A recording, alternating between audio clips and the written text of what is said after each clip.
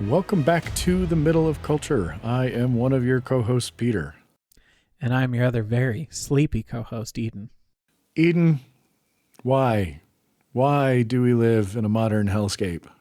Well, you see, it goes back to World War II, where we did not actually kill the Nazis, but instead incorporated them both into the government of West Germany as well as our own government. And that has been, we've been dealing with this ever since, when we should have sided with the communists more than we did. But instead, we had a Red Scare. And it's all just been, you know that gif of the teacher trying to show the kids the power of like increasing force, and it's got the tiny little domino, and by the end it's a 3-foot It's tall the great slab. Big one. Yep. Yeah, like this tiny one is decades and decades ago, and now the big slab is the end of the American century. And to that I say, arrivederci. Good. I'm glad. I'm ready. I can't fault that. I just can't these days. But beside that, how you been? What you been up to? Anything interesting that you want to share? Sure. I have some stuff I could share. So recently, I don't know if I mentioned it on this podcast or not, but through a friend, I got introduced to some other new friends. And one of the things this group of friends does is book club, but it is not a normal book club where we all read the same book. It is instead an excuse to meet at a bar once or twice a month and say, "What you been reading?" Okay. Let's have a couple drinks and just hang out. And it's really just an excuse to socialize with the pretext of, I guess we'll talk about whatever it is that we're reading lately. So I come and I'm like, here are some comics I read about girls kissing. And then other people are like, here's this epic fantasy tome I've been reading. And we both look at each other and go, I don't want to read what you read, but I'm glad we're both here and hanging out. But last time we had book club, we were hanging out. We were in the back room at Wild Culture Kombucha and just kind of chilling. And someone was like, oh, hey, Eden, are you in Bad Movie Boys or Bad Movie Bros? And I was like, tell me more about Bad Movie Bros. And they were like, oh, it's the other Discord we have where we plan to watch bad movies together. Also, we're doing March Badness right now. So we're adding you to this Discord so you can vote in the semi-finals of March Badness before we do an in-person vote on Saturday. Also, come to Bad Movie Bros on Saturday. So I went to Bad Movie Bros last Saturday. It was delightful. We hung out. We ate delicious the Nutcracker pizza from The Wedge, which is a very good pizza with like a pesto, and then they put like pistachios on it and some other veggies and stuff. It's really a killer pizza. So we had The Wedge. I had like 4 shots of Malort, which everyone is always like, Malort's the worst. And it's fine. It's fine. It's not bad at all. I liked it pretty okay. But we narrowed it down. We watched 2 very bad movies for March Badness. Okay. I will reverse the order in which we watched them because it's funnier to talk about the one we watched first last. But one of the 2 that we watched was The Core from 2003, starring Aaron Eckhart, Hilary Swank, The Tooch, various and sundry other people. It sounds like you've maybe seen this one.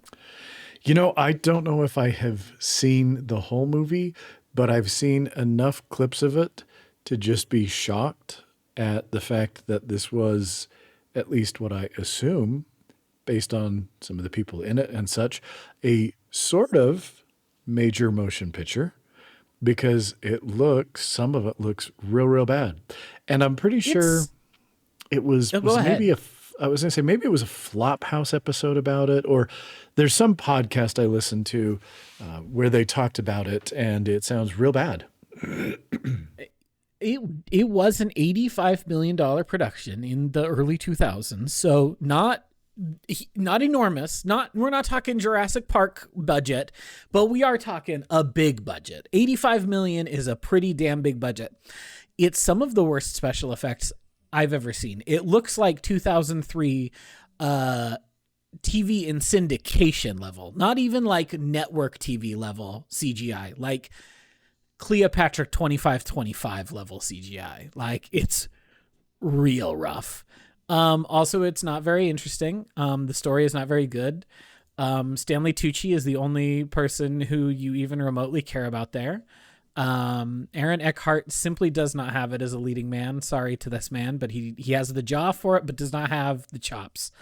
And that's too bad for him, because he is very attractive. It's a good looking face, but he's just not a good lead. Hilary Swank is sleepwalking through the whole damn thing. It was very bad. But we watched it and laughed at the special effects. We didn't finish that one till like 12:31 in the morning. And so Okay. at that point, and again, at that point, I'd had 2 beers, 4 shots, a bunch of pizza. It was movie 2. It was 1 a.m. It was a delight for that and that alone. Like, Sure. we were just hanging out. We were hooting and hollering at the screen, making fun of this terrible movie. But the movie we watched first was a movie called The Apple. Are you familiar with The Apple at all? I don't believe so. And Matt, picture this. 1980. You go to see a film from a middlingly to okay regarded Jewish director. You enter the theater and you are presented with one of the most bizarrely heavy-handed takes on the story of the Garden of Eden, set in the dystopian future of 1994, where everyone is obsessed with music, and that is the only thing that matters. But this music is so powerful that it is the only thing that matters, in that there is no pleasure, there is no pain, there is no love, there is no hate, only this music. And you're like, that doesn't make any sense, because they're also gyrating in sexual ways while singing these songs about there is no pleasure, there is no pain. Make it make sense, guys. So imagine you're in 1980 and you're watching this movie. You walk out of the theater, probably. That's what happened at the premiere of this terrible musical film, The Apple. Half the audience got up and walked out at the premiere. It's so bad. It was an absolute delight to watch. It's one of the worst musicals I've ever watched. The score is terrible. The songs are not good. It has some of the worst rhyming that I've ever heard. Like, I don't know how much of a strong bad person you were. Oh yeah, I used to watch quite a bit of it. Do you remember the song that Marzipan is singing, and she about like a bee, and she rhymes the word cute like 3 times with itself? And there's this famous, like, in the music version, Strong Bad is there, like, making a running commentary while Marzipan is singing, and at one point he goes, "Oh, cute, cute, and cute," to make fun of the fact that she has rhymed cute with itself not once but twice. That happens multiple times in this movie, where they rhyme the same word with itself 2 or 3 times in one verse, and it incomprehensibly bad. The main characters are these 2 doe-eyed, supposedly Canadians named Alfie and Bibi. And they go on World Vision, the 1994 dystopian version of Eurovision, clearly, to sing like a cute love song. And they're from Moose Jaw, Canada, which I also learned was an actual place during the watching of this film. And then, of course, they get roped in, and BB signs the contract and becomes one of the BIM singers for Mr. Boogaloo, who is the guy who leads BIM, the evil music corporation. Alfie keeps having these like hallucinations where he sees Mr. Boogaloo as the devil. He has one devil horn on his forehead and like twirling his evil mustache. And of course, the extremely gay-coded black man who is the second in command to Mr. Boogaloo is the serpent. And so every time he shows up in the hallucinations, he's like in sexy snake print, serpent print stuff, and it's wild. It's so bad. If you want to put on like an all-timer bad movie, it's up there. It's really a delight. It ends so incoherently. Alfie, they start all wearing like triangles on their foreheads. As the I'm symbol seeing of people BIM. get triangles on their foreheads. So of course, this meant that our friend Emma, whose house we were watching these movies at, runs upstairs and finds a piece of like sticky glitter paper and cuts us all triangles to stick on our foreheads. So we spent the rest of the night with BIM stars or BIM triangles on our foreheads. So we all got BIMmed up. We were all BIMming. Dude, this looks incredible. I'm just looking at It's- pictures and it looks like it's- something else. It's really something to watch. Alfie refuses to wear the BIM triangle, so he like gets beat by the police, and then eventually finds like this commune of hippies who's like, no man, we just want to feel things besides the BIM, and we don't wear the BIM mark. And then they all get beat by the police and stuff, and eventually BB realizes she's been like schnookered, and so she runs off to the hippies with Alfie, and then there's clearly a time jump because Alfie goes from no beard to very beard, and he's got a child strapped to his chest, and they're like, this is our baby. It's been 1 year. Never mind the fact this child is clearly 5 to 6 years old given the size of it. But the cops show up with Mr. Boogaloo, and they're like, you owe us $10 million for breaking your contract, BB. And then here is the part where like the whole movie has been like, what is this thing? Why is it like this? Why does it look like this? Why are the dance numbers so bad? Why is the music so stultifying? Why is it the worst disco I've ever heard in my life?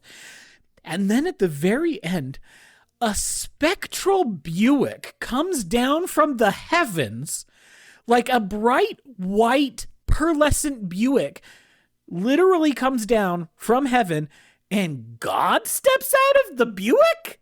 And it's like, Mr. Boogaloo, I'm saving these people from you. And then all the hippies follow the car into the clouds like the fucking rapture or something.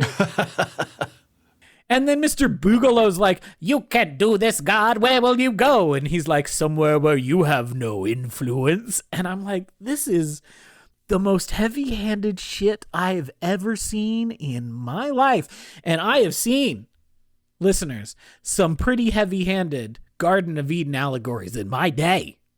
This takes the cake. It takes the cake. This looks wild. Anyway, if you ever want a terrible movie to really laugh hard at and like just make fun of, like, you know, your kids are up for the weekend and you think to yourself, let's put on the stupidest possible thing. The Apple does it, man. There's a whole synchronized dance portion of just like couples gyrating their pelvises against each other on beds in like tessellating fashion as Alfie maybe sleeps with, maybe doesn't sleep with the evil lady. Also maybe it's an anti-miscegenation movie because they're real big on like he shouldn't sleep with this woman because she's black almost. Like that's kind of the vibe. It's weird. We had a very fun time watching it, listener. Good. It's very fun. Yeah, so that is a thing that we've been doing. The other big thing I will mention before I turn over to you, I've been jonesing for an RPG. I finished Avowed. I have not gone back to Indiana Jones yet, but I just wanted an RPG. I just wanted an RPG so bad. And so I thought to myself, maybe it's time to get back to Warhammer 40K Rogue Trader. I bought the season pass because I knew that there had been a very large expansion, like DLC. A new one is in the pipeline, supposed to be out, any day now. So I was like, all right, I'm going to buy the season pass. I'm going to install this. I'm going to start a new character. Because, I played probably 10 hours, 12 hours, 8 or 9 months ago at this point. I got through the first combat and I said, no, I don't actually want to do this right now. Probably shouldn't have spent that $26 on the season pass, but it's fine. So instead, I reinstalled Tales of Berseria, which I have also tried to play a couple of times, especially right after I played Tales of Arise a couple of years ago. I tell you what, that hit the spot. A very mid PS3 era JRPG. That's just what the doctor ordered. So I have been having a good time with it. I'm probably 15, 16 hours in at this point, and I think I'm going to finish it this time.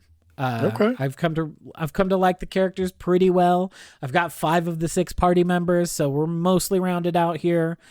I'm going to go fight my brother-in-law who killed my brother. And bastard. Great.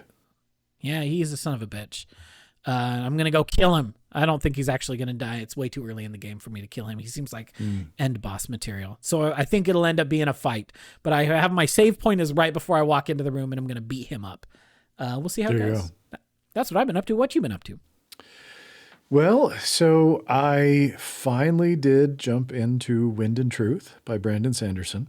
Heck yeah. I had last Saturday, this Saturday that just passed, I had a big project. So the project was, at my wife's request, we had ordered a Peloton tread, and that was going to be delivered on Tuesday. And I had gone down to the workout room with a tape measure and everything, and knew that it could fit, but it wasn't going to fit without me completely cleaning, reorganizing the entire workout room, and then moving my power rack and the other bike and the thing that has all my weights and kettlebells. Anyway, so I spent Saturday completely rearranging the workout room, clearing it out, cleaning things up, getting the closet organized so that all the stuff that was just kind of out on the floor could end up in the closet, and moving things around. And I figured this is a good time to start listening to Wind and Truth. So I've been listening to it on audiobook. I've been reading some, and I'm just going to say that never before in my life has getting 200 pages into a book felt so completely and utterly insignificant. Oh no, he's I mean, done it's it not again. that, The like, book's too long. It's not that like things aren't happening, and there's a lot of things that are getting set up. And basically the entire book takes place over about the course of 10 days, because from the end of Rhythm of War, the champion, Dalinar, one of the main characters, he'd issued a challenge to Odium, and that they're going to have they're going to face off in 10 days. And so this picks up immediately after that with day 10, day 9, day 8, and starts counting down. I'm enjoying it, but yeah, it's definitely one of these where it's like, I've been listening and then I've been reading, and then I look down and I'm like, I am only at page 200. I have over 1,100 pages left to go. Oh boy. But I am enjoying it. And so I'm looking forward to getting into that some more. Haven't had much time this week. But yeah, I did finally start that. A couple new albums that came out recently that I have been getting into. The new Spirit Box. We talked about that on what we're looking forward to. Tsunami Sea has come out. And I am going to go out on a limb and say that I don't actually think this is that much of a limb to go out on. But I think that with this release, with their second full length, man, I think Spirit Box is poised to like take over the modern metal scene. I mean, Wow. this is a really, really good album. It's interestingly more diverse, more experimental than their first album, Eternal Blue, but feels more consistent.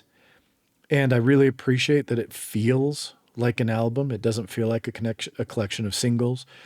You can tell that they wrote it and they put it together with a certain flow, and I respect that. I always like that because I'm an album listener. Another good one from the band Dawn of Ouroboros, Bioluminescence. They're pretty cool kind of prog, death, black metal, but some interesting jazz influences as well, particularly with the vocals, and a very improvisational feeling to the vocals and some of the guitar work. And actually read a review of it, and then the guitarist from the band showed up in the comment section and mentioned just that both he and the vocalist may have an idea, but when they actually go in to record, a lot of times that's the first time it has been that way. They'll both, with his solos and her with a lot of her vocals and her vocal melodies and stuff, she's just kind of going with what she feels at the time. And it makes for a pretty cool metal album that stands out. It doesn't sound like everything else. So that's been fun. Eden, have you listened to Poppy much? No, I'm not. I can't say I'm familiar with them. Okay, so Poppy is the stage name. I don't remember what her real name is. She's had a number of albums. She was recently on Jimmy Kimmel Live with the hardcore, metalcore, deathcore, I don't know what, with Knocked Loose. And it was one of those things where, because it was screamy metal, apparently a whole bunch of people complained and they were like, "What are you doing putting this evil music on the television?" That's fun. Yeah, but I've been familiar with the fact that Poppy exists, but never really listened. And her most recent album, Negative Spaces, kind of came out in November, and it's not my usual, but it's interesting. It's some of the songs are just straight up like pop music, and some of them are like poppy metal, and others are just like screamy, just heavy metal. And it's not something that I find myself listening to the whole album of, but it is one where it's like, I want a break from what I usually listen to, and I'll go listen to a couple songs. So that's been interesting. Then I have been getting more into Avowed. It is starting to sink its claws into me. Nice. I did not realize, because I didn't look into anything about this game. I just knew, hey, Obsidian RPG. Yep, I want to play it. I had no idea that this was that same world as Pillars of Eternity and Deadfire. And so all of a sudden it starts talking about the Deadfire and again, all these other things. And I was like, oh, I had to fight the impulse to go and start with Pillars of Eternity. I'm proud of myself that I fought that impulse. Good for you. I'm getting into it. I am not too far. I've only picked up one other companion besides Kai, but hey, guess what? I don't know that I need anybody else, because you were right. Just hearing that voice actor again, it just feels like a warm blanket. It's just, golly, it's so good. It's just so good. It's just He's so just good. got it. Yeah. He does. So I'm enjoying that. I'm playing it slowly, but I am looking forward to spending more time with Avowed. So that's really about it for me this last week or two. I thought of something that I need to mention. Two things, actually, because I think our other topic might be a little short. We'll see. Whenever we say that, it goes long. Whenever I think, we'll fill the time, that's when the episode is actually 45 minutes. And I'm like, oh, shoot, I should have bloviated more at the front. Two things. First off, Rebecca Black's new EP is out. It slaps, everyone. It slaps, folks. It's real good. Okay. Sugar Water Cyanide, killer. Trust, very good. Salvation, very good. It's a bunch of good songs. 7 very good songs. It's like 22 minutes long, and I'm like, please give me more. The other thing I will mention, I've been trying to learn, because I am just fascinated with it, Riichi Mahjong. Have you ever played Mahjong, Peter? Have you ever been tempted by Mahjong? I mean, I've played the like iPhone, and even before then, the like little game apps where you're just matching the tiles and stuff. Oh, solitaire, sure. So they always call it Mahjong Solitaire or something. So I've played that, but that's it. That's my only exposure. So I don't know why this is the particular hole that I have found myself falling down recently, but I really am trying to get into learning Riichi Mahjong. There are a bunch of different ways you can play Mahjong. There's like 3 big schools if you want to play like 4-person. It's very similar to like Gin Rummy or Rummikub or games like that, where you're trying to build sets before other people build sets, things like that. But you play with those real big chunky tiles, which I'm attracted to, but I'm not allowing myself to buy any Mahjong set until I actually know how to play it, and B, have at least one person locally I know who I can play Mahjong with. So who knows if I'll ever actually buy a Mahjong set, but I think about it a lot. But so there's Chinese Mahjong, which is all about get your sequences and sets as fast as possible and go out. There's American Mahjong, which is also very similar. And then there is Riichi Mahjong, or Japanese Mahjong, which is the most popular version, but is also the most needlessly complicated. And that is the part where I'm getting hung up. If it was just making sets and sequences and like runs and sets, that's easy. That's easy. But Japanese Mahjong has these things called yaku, which are certain patterns that you have to have. You have to have at least one yaku to even be able to go out. It doesn't matter how good the rest of your hand is. It doesn't matter if you've built a very good hand. If you don't have a yaku, then fuck you. You don't actually get to go out. So it's way more strategic than other types, because the other types are really, I just need to go out as fast as possible. But a lot of times this offers opportunities to like block other people if you're able to see what they're doing. And you have certain things, like certain things will be face out, but certain things you might keep hidden, or you might keep your whole hand hidden. And there are certain things that you work toward, but there are just a bajillion of them. There's so many of them. And so I've been trying to just learn the basic ones, the easiest ones, and I'm still just having trouble when I'm playing a game, because I've been playing Mahjong Soul, which is a phone game, because I had, I'm in a Discord with a bunch of folks, and one of the channels is a Mahjong channel. So I went in there and I was like, okay, folks, I want to learn Riichi Mahjong. What's the easiest way to do it? And they're like, it is embarrassing to say, but the answer is the app Mahjong Soul. You can ignore the big titty anime girl part.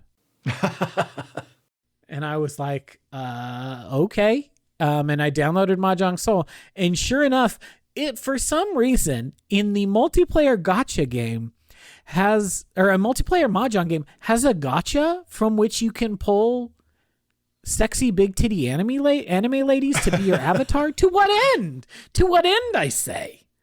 Apparently, who knows? Apparently, there's really two groups of players on Mahjong Soul. People who are there to play Mahjong because it's one of the best Mahjong games for your phone, and people who want big titty anime girls, and never the twain shall meet. The big titty anime girl players, they aren't very good at Mahjong. The people who have the like base person that everyone has at the start of the game, you're going to lose. Either that is a brand new player, either they're a brand new player like me, because I still have that basic person, because I don't care. A, B, I haven't earned any currency even if I did want to pull. And I'm not giving them money. I just want to play this game. So it's either someone who knows nothing or someone who will destroy you. And there is no middle ground. But I am sort of having fun with it. I'm also feeling very frustrated with it. And I don't know what that means, but I think it's interesting. I genuinely think it's very interesting, but I don't know how fun I find Mahjong yet. So we'll see if I keep playing it or not.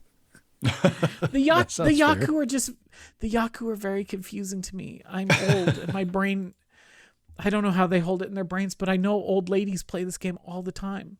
There was for a while there was in China no good mobile or like computerized like version of multiplayer Mahjong. So there was a huge movement in the Chinese version of Final Fantasy XIV where old grannies would have their grandkids play the first 15 levels, get to the end of the prelude of Final Fantasy XIV, get to the gold saucer, and unlock Mahjong for Granny. And then Granny would just go play fucking Mahjong in Final Fantasy XIV. So apparently in the Chinese servers, you would go and there would just be tons of people queued up to play Mahjong in the gold saucer. Because that was the best like computer client there was. There's since like a good version come out, and so that population has dwindled because they're like, I don't have to get my grandkid to come make a little character for me and spend 3 hours getting me to this place. I can just download a thing on my phone now. But it was very funny to hear tales of the grannies playing Mahjong in Final Fantasy XIV. Anyway, That is funny. It's interesting. Funny. It's very interesting. Nice. Well, anything else? No, that'll do it. Okay. Well, this week for our topic, it was, I don't know. I kind of thought it might be a fun thing to try because it's something I've thought about. And what I thought we would do is I asked Eden, I said, let's come up with our kind of desert island albums, AKA the 5 albums that if we could only listen to these, this would be the ones we'd pick. And I'm going to give you I'm going to share with you a secret. I stopped thinking about it that way. And instead, so that I could get to the 5 albums, the way I actually thought about it is if I could not listen to these albums ever again, which 5 albums would I be the most sad I could not listen to them? So that's how I ended up approaching it. Now, I did not lay down any ground rules for us because I didn't want to impose anything on you. I did put down a few ground rules for myself, and those rules were no live albums and no compilations because I felt like that might be cheating. Okay. But that was my choice. I don't have any of those anyway. So I also followed it by omission. Well, perfect. Well, I don't know. Do you want to go first with one, or do you want me to go first with one? I can go first with one. Okay. And I warn you, dear listeners, I thought to myself, should I try to not be as predictable a bitch as I probably will be? And then I thought to myself, no, babies, I'm a predictable bitch. Hey, I'm going to be totally predictable, so go for it.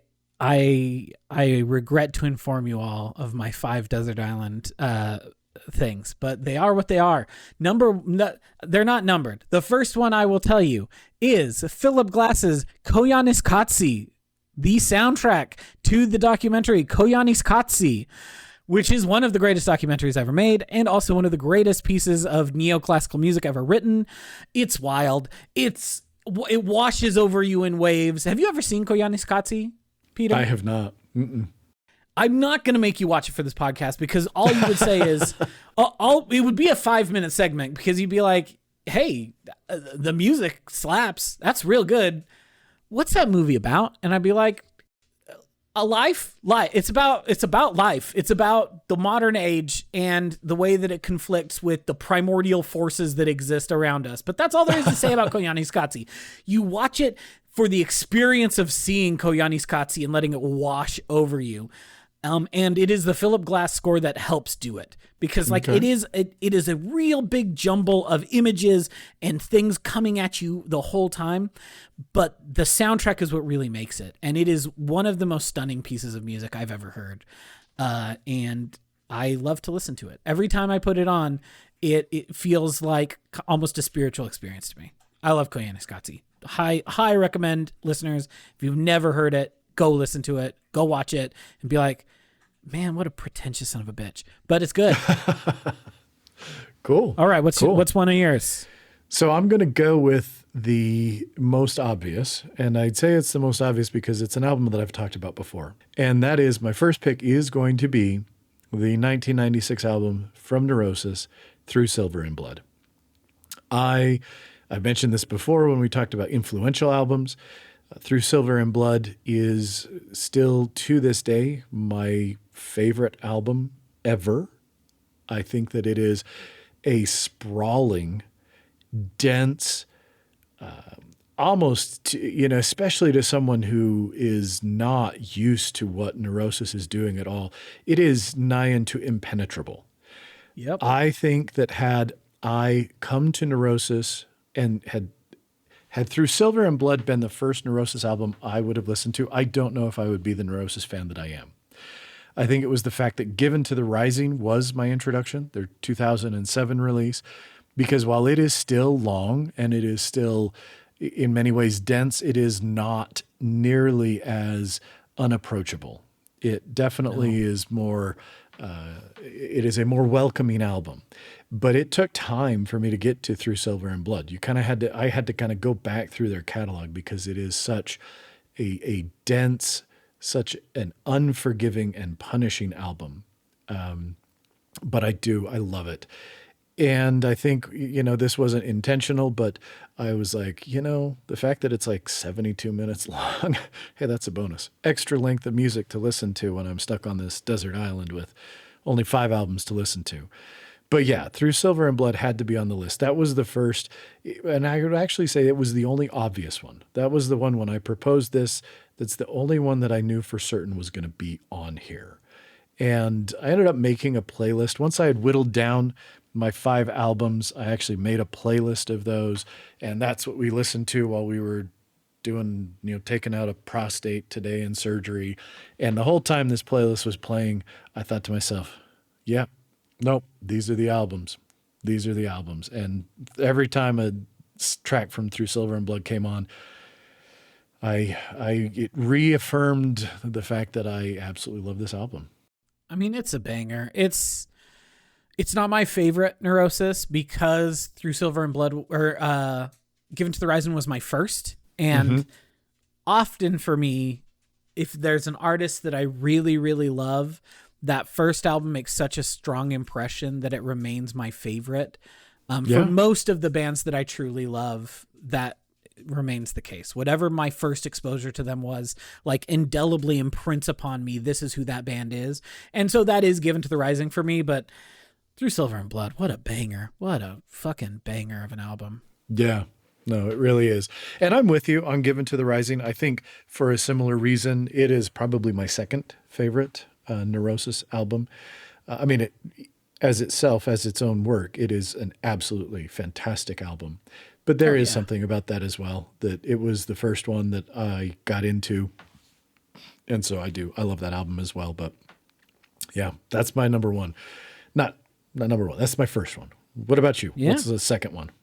Mine also is from our episode of Most Influential Albums, and that is the album Systems Layers by Rachel's. So y'all can go hear me tell the story about how I heard that song, like heard the side title track for the first time on the U of U radio station, like just driving through Salt Lake City and like calling them on my phone to be like, what the heck are you playing? And then immediately driving to Gray Whale and saying, do you have this album? And it was the one up by the University of Utah campus. Oh yeah. And they had it. And that is all I listened to for like the next month. And it's incredible. It is, again, a bit of neoclassical work. It's a very different flavor of neoclassical composition than Philip Glass's is. But it is another one of those works that sticks with me when I listen to it, and the melodies and the harmonies and the ways that the songs are put together just kind of worm their way into my heart whenever I listen to it. And it really remains just something I think about a lot whenever I put it on. It will never not break my heart that Rachel's broke up after that album, because every album they put out was better than the last one, better than the last one, better than the last one. And then Systems Layers comes out, and it just feels like a revelation, like they are breaking through the idea of everything they had done before, and then they broke up. And that breaks my fucking heart. Yeah. Yeah. It's real good. Very nice. Very nice. My next album is one of the more recently released albums. And it's, well, honestly, I'm not surprised it made the list. I thought about it and I thought to myself, is this really where I want to go? And the more I listened to it, the more I thought it is. It is exactly where I want to go. And that would be the album Terracite by Cattle Decapitation. I will say that never before in my life have I been more ready to shit all over an album and a band than I was when Cattle Decapitation announced this. I'd vaguely heard of them, but I was just ready to be like, that's stupid, what a bunch. And then I listened to it, and my mindset completely changed.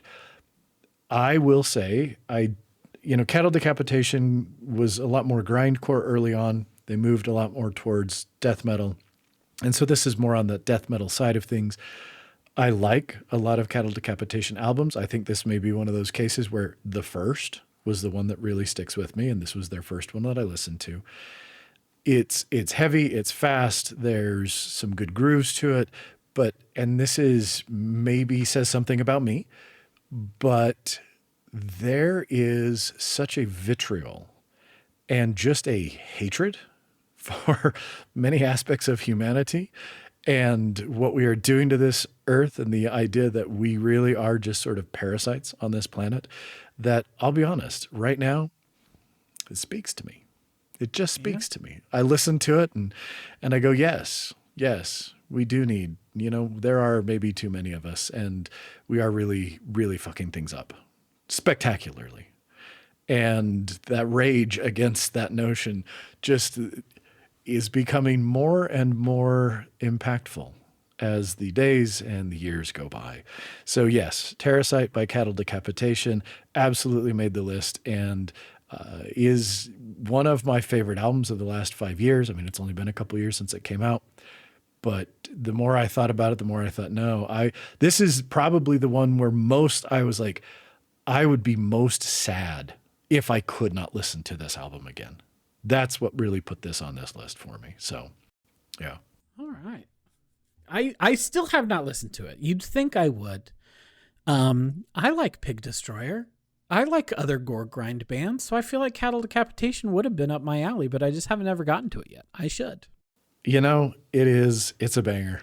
It's a banger. And I love Travis Ryan, the lead vocalist's versatility, the low growls, the higher pitched weird goblin stuff. And then his singing that is still singing and melodic, but has this weird, the weird rasp and sort of, effects to his vocals and sounds that he makes that I'm a fan of. It's a great album. Love it.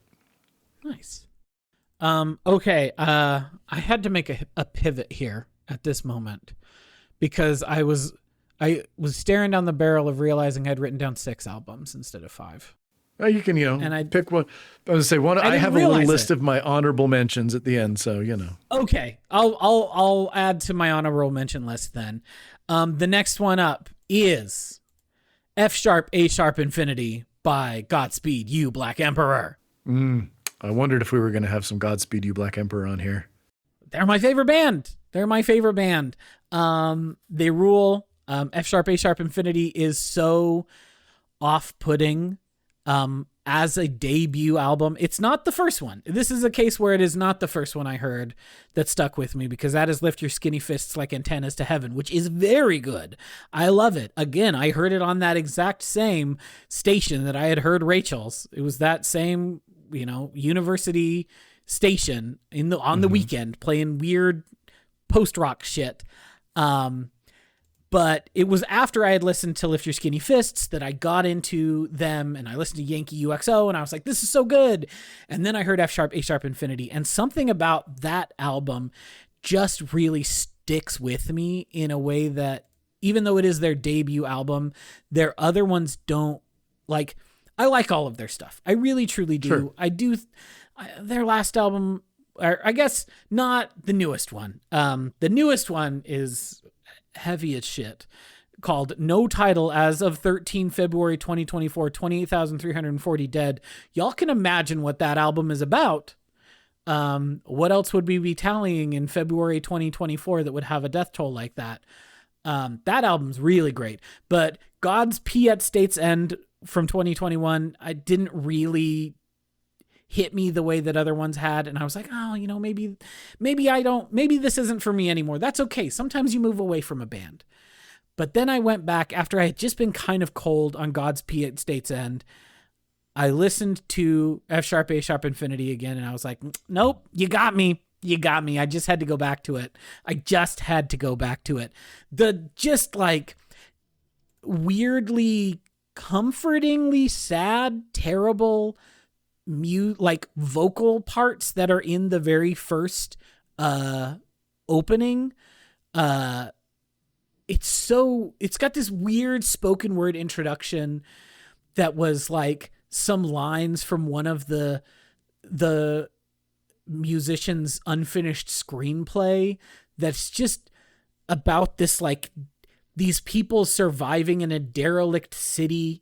And it just feels all the more prescient. As you said, when you say you look at the world and you see the world around you and you're like, oh my God, it feels more and more like I am living in the opening track of F sharp, A sharp Infinity. And it hits all the harder every time that I listen to it. I think it's just stellar work. I think it's some of the most incredible stuff I've ever heard. And I think more people should listen to Godspeed You Black Emperor, because I think that they are one of the most important bands of all time. There you go. So my next album is the 2016 album Slow Forever from the band Cobalt. And Cobalt is a band sort of in name, only in that Eric Vunder, the main instrumentalist, does all of the writing, and then he plays the guitars and the basses and the drums and does everything. And then he just has a vocalist that comes in and does the vocals. But, Cobalt is interesting. They released their debut album, Eater of Birds, in, I think, 2007. Follow-up, Gin, came out in, I think, 2008. And then next album came out in 2016. Haven't heard from them since. I looked, and this is only in Apple Music. And because I use Rune and Plexamp and I listen to, when I'm at home, I'm listening to music not through Apple Music. Apple Music is for when I'm on the go or when I'm at work. So just in Apple Music, I have listened to this album, Slow Forever, over 1,200 times. Yo. Yeah. I don't know what it is. When I don't know what else to listen to, I'll put on this album and instantly I'm like, hell yes, this is what I wanted to listen to. It is fascinating in that on the surface, it sounds like really raw. It's kind of, I guess you would categorize it as American black metal. It sounds like it has a little bit of the rawness of that. But the other great thing about this album is it is so well produced. It is actually my go-to album anytime I'm setting up a new set of speakers, anything, new headphones, anytime I want to go, okay, how does this sound? And do I need to tweak an EQ or something like that to get this how I want? Slow Forever by Cobalt is the album I go to. The drums just have this incredibly crisp pop to them. Everything just sounds so good. But at the same time, there is a rawness, there is a rage, there is just kind of a sense of loss, sadness, disillusionment that permeates the whole album that, you know, I would have never guessed because I was not familiar with Cobalt until this album came out back in 2016. But I absolutely love this album. And as I said, have listened to it so many times. It was another one of those that I'm like, I have to be able to listen to this album. Because like I say, it is any time I'm like, I don't know what I want to listen to. And if I'm going through and I start something and then nope, find something else. Eventually I come back to Slow Forever. And the second I hit play, I'm locked in for the next 74 minutes. Nice. That sounds very cool. What cool. else you got for us? I mean, I love it. It's a great album. Okay. The next one. This is another one that's like, I need a lot of album. This is the album to put on because it is 2 hours long. Nice. And that is Terry Riley's The Harp of New Albion. Okay. Are you familiar with Terry Riley at all? Not at all. I bet if you went up and or downstairs, I don't know where your studio is relative to the rest of your house. I bet if you go talk to your wife and you say, hey, Liz, who's Terry Riley? She'd be like, that guy? He is a longtime composer.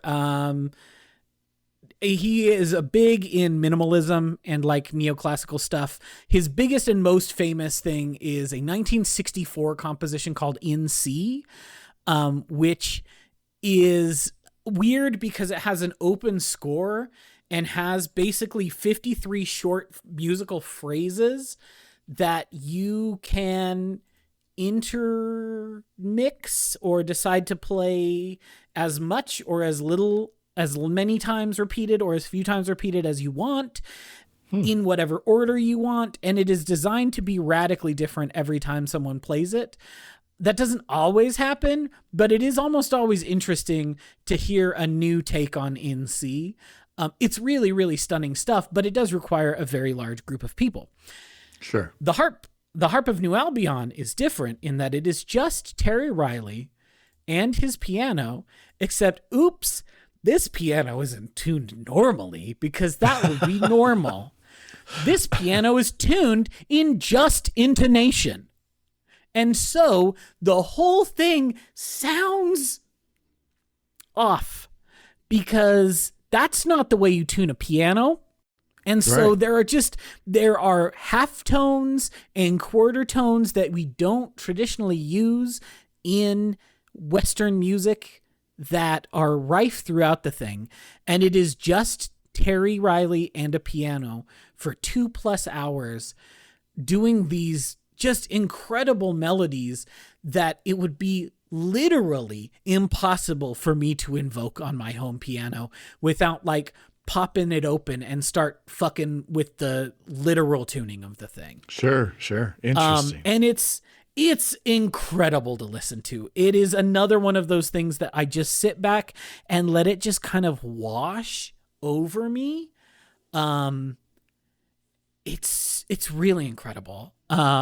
And it does things in music that I don't know that I had ever heard before. And it really makes my brain think and feel things that it doesn't normally think and feel when I listen to music. So it would definitely have to be on that list of things that I would want to be able to listen to for the rest of my life. Very cool. It's real cool. It's real fucking weird, but it's very, very cool. Nice. You can't build your tuning on the Pythagorean theorem and have it sound fucking normal. That's not how pianos work. No, it's not. It's not. Very cool. Very cool. I'll have to check it out. My next album is the album Dreaming Neon Black from the band Nevermore. Nevermore is sadly no longer with us, though the guitarist and the drummer are apparently trying to resurrect it, even though for some reason the bassist is not involved in this, and the lead singer died from complications of being a poorly controlled type 1 diabetic and an alcoholic. And so I don't think we'll ever really get Nevermore again. But for a number of years there at the very end of the 90s and through the early 2010s, Nevermore was one of, I think, the coolest bands. Their music was very heavy, but also very melodic. Warrell Dane, the vocalist, had a great set of pipes. Jeff Loomis, true guitar virtuoso. And they just were just a stunningly good band. They have a lot of great albums. Is Dreaming Neon Black their best album? Probably not. Is it my favorite album of theirs? Absolutely, hands down. And part of it is a concept album that sort of tells a harrowing story that was sort of true to life. So Warrell Dane, the lead vocalist, had a girlfriend who one morning he woke up and she was gone. And he came to find out that later on she'd run off in the middle of the night to join some psycho-religious cult. And that is basically the main story of the main character of this album, Dreaming Neon Black. And it is, I mean, it's right there. The first full song, the intro song is kind of more noise and setting the stage but the first actual song ends with the line, he sings "Welcome to the Fall." And then very quietly, if you're listening, it says, "Of one man's sanity" at the very end. And then that's just the whole rest of the album, is this guy's kind of descent into insanity because of this loss and the events of his life. And it's the music is great. The guitar tone is just heavy and gritty, and it is very technical, extremely well played. Just a fantastically cool album that I absolutely love.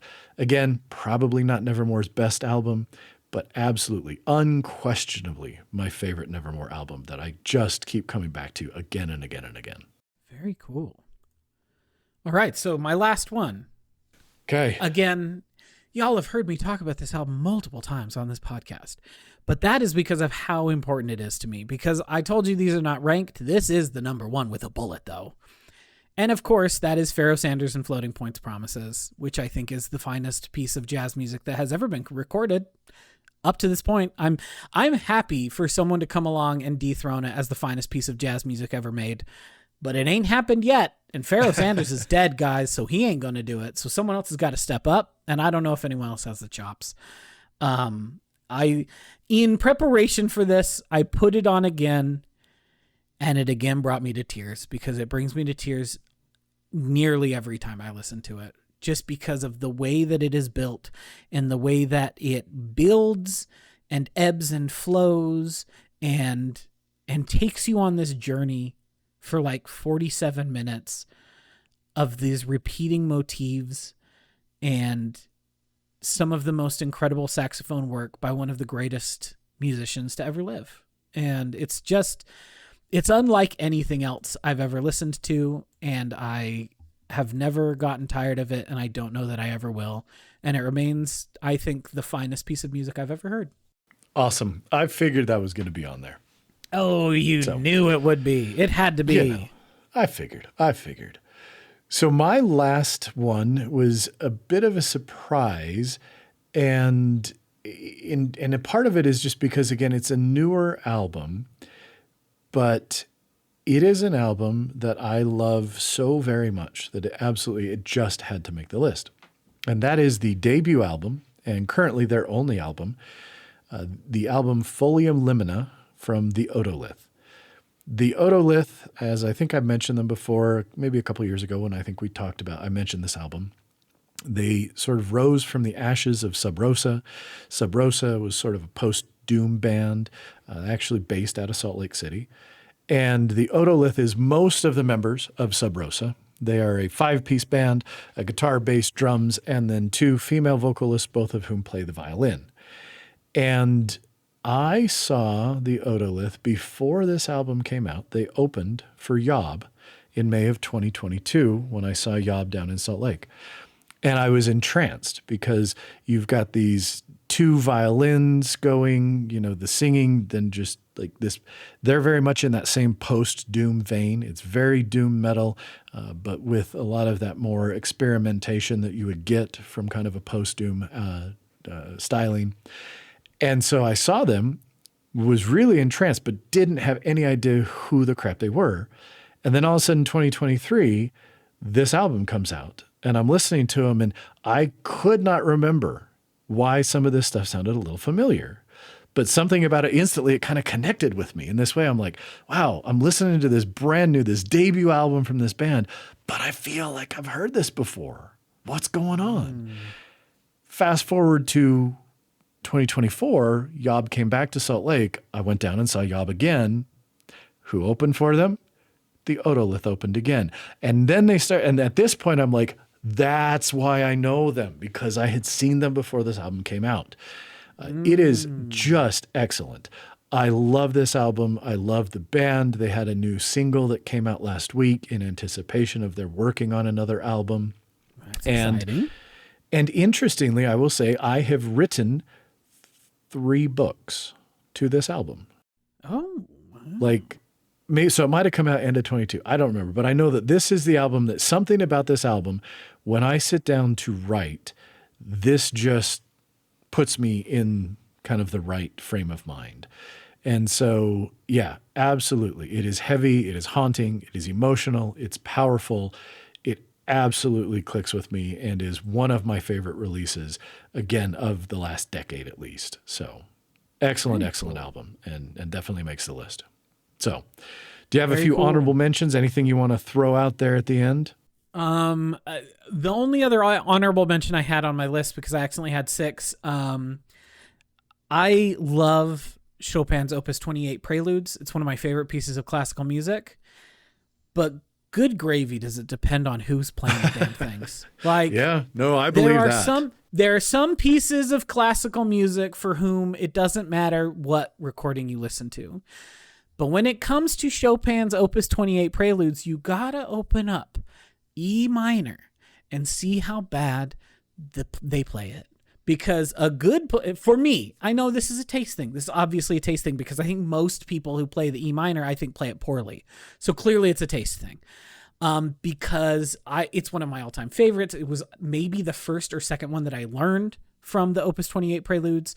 So I have a lot of fondness for it because it's one I played a lot when I was younger.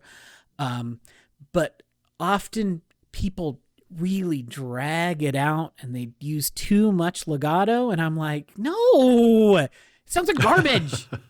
It needs to move a little more logically. You're stretching things like taffy here, and you want to stretch a bit, but stretch it like dough, not like taffy, guys. Come on.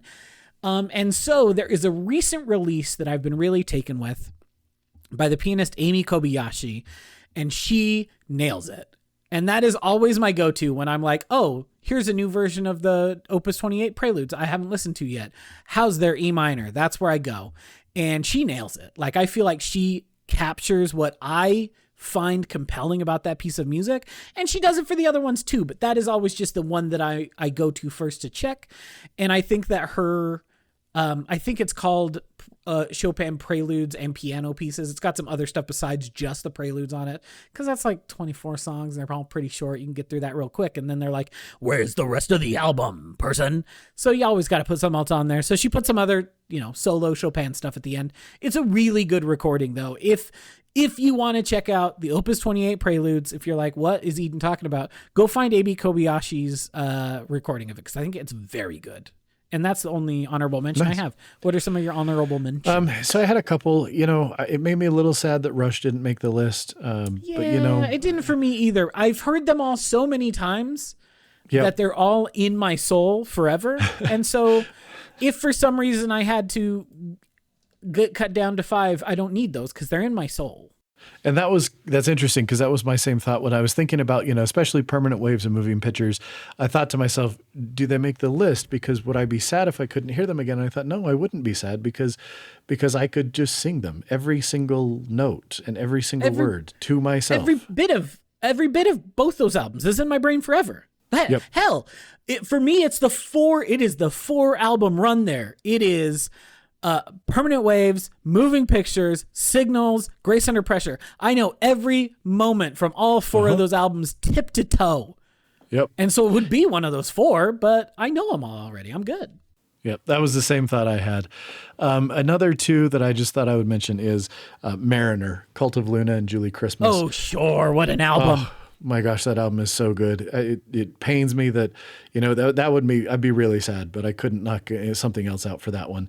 And then Yob. And I couldn't really pin down an album because Yob, I guess if I had to gun to head, it would actually be Catharsis, their second, technically third album because of their demo. I love Catharsis. It's a fantastic album. But yeah, I love Yob, and I would be really sad if I couldn't listen to Yob as well. So that was another one. I like Yob pretty well too. Have they had an album recently?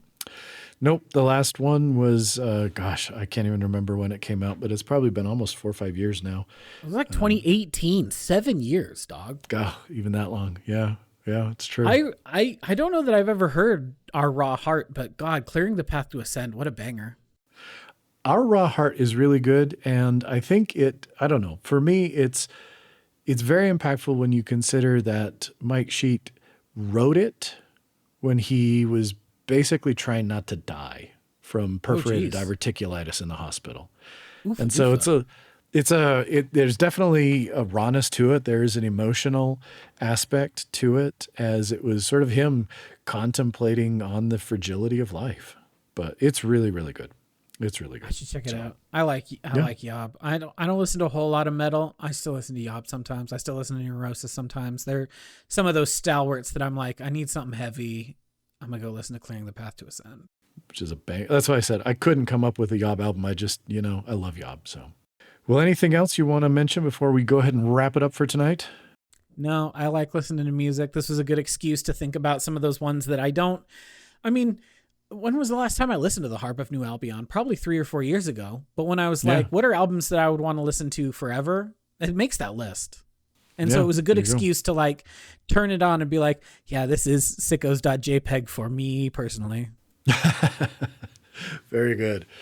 Well, we'll be back in another couple of weeks to something else to chat about, and appreciate those who are listening. And please share, subscribe, and leave us a review. If you've got any feedback, reach out to us, and we'll chat again in another couple of weeks. Love you all.